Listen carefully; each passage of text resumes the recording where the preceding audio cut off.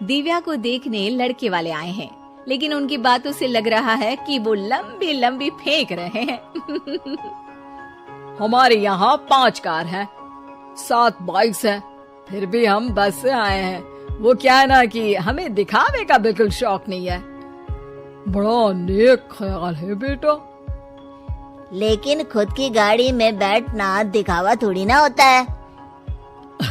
अरे हम दिल्ली से आए हैं, वहाँ पोल्यूशन बहुत है ना, तो हम गाड़ी में नहीं निकलते हैं। हाँ, ये उससे भी बड़ा नेक ख्याल है बेटा।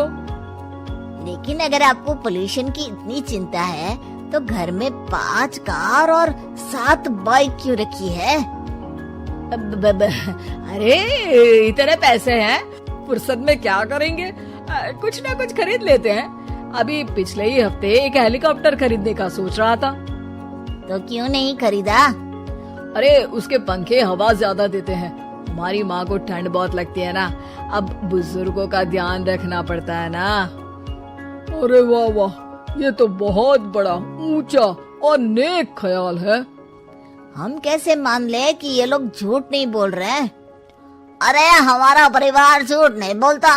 दिल्ली शहर में किसी से भी पूछ लीजिएगा, हमारे बेटे का बड़े लोगों में उठना बैठना है। हाँ।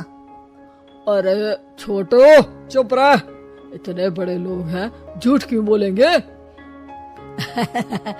हमारी फैक्ट्री है, और ऐसी फैक्ट्री कि यहाँ ग्राहक आया, इधर सामान बनाया जल्दी जल्दी, और हम हर काम ना जल्दी करते हैं। हाँ वही तो, तब जल्दी जल्दी अपनी बेटी का हाथ हमारे बेटे के हाथ में दे दीजिए।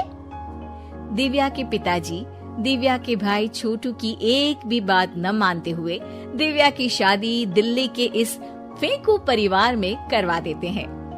जब दिव्या ससुराल पहुंचती है तब आपकी कार्स और बाइक्स कहाँ है? मुझे बाहर जाना था किसी काम से। कार और बाइक्स? कौन सी कार और बाइक्स? अरे जब आप मुझे देखने आए थे तो कहा था ना कि आपके यहाँ 5 कार्स हैं और 7 बाइक्स हैं।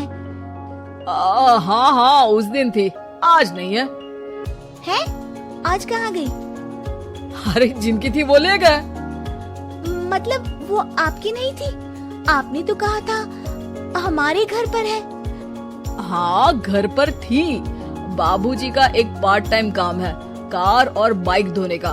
उस दिन घर पे 5 कार और 7 बाइक्स थी तो बोल दिया था। अरे झूठ थोड़ी ना बोला है, जैसा था वैसा बोल दिया। और वो हेलीकॉप्टर खरीदने वाली बात, वो झूठ थी क्या?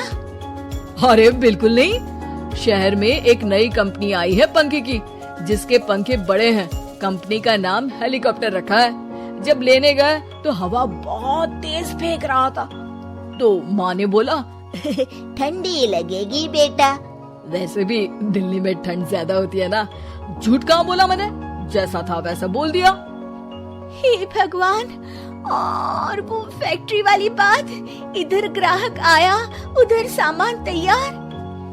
अरे वो भी तो बिल्कुल सही है। मेरा ना पानी पूरी का ठेला है, इधर ग्राहक आता है उधर पानी पूरी बना देता हूँ। अरे झूठ कहाँ बोला, जैसा था वैसा बोल दिया। हे राम, मेरे तो कर्म फूट गए। आपने तो कहा था कि आप लोगों का बड़े लोगों में उठना बैठना है। अरे है तो, पहले मैं बहुत बड़े लोगों के यहाँ नौकर था। जब भी कोई गलती करता तो वो मुझसे उठक बैठक लगवा देते। हो गया ना बड़े लोगों में उठना बैठना।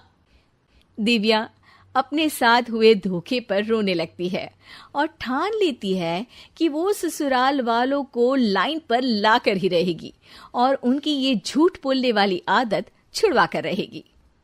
आप लोग खाने में क्या लेंगे? करेला खा लूंगा। अरे मुझे तो टिंडे खाने हैं। कद्दू खाऊंगा। अच्छी बात है, खाने के टेबल पर मिलते हैं। शाम को जब सब खाने के टेबल पर मिलते हैं तो सब देखते हैं कि टेबल पर प्लेट्स में एक पूरा और कच्चा कद्दू रखा है, कच्चा करेला रखा है और कच्चे टिंडे भी रखे हैं।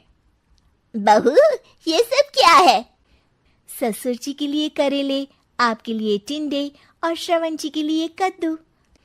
अरे वो तो दिख रहा है, लेकिन ये पकाया क्यों नहीं है?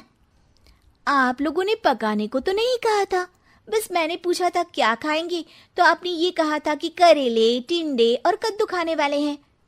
ये क्या मजाक है दिव्या, तुम झूठ बोल रही हो। अरे मजाक कहाँ है, आपने कहा कद्दू खाएंगे तो खाइए, ऐसी थोड़ी ना कहा था कि पका हुआ खाएंगे। और वो आप क्या कहते हैं, जैसा था वैसा बोल दिया, झूठ कहाँ बोला मैंने।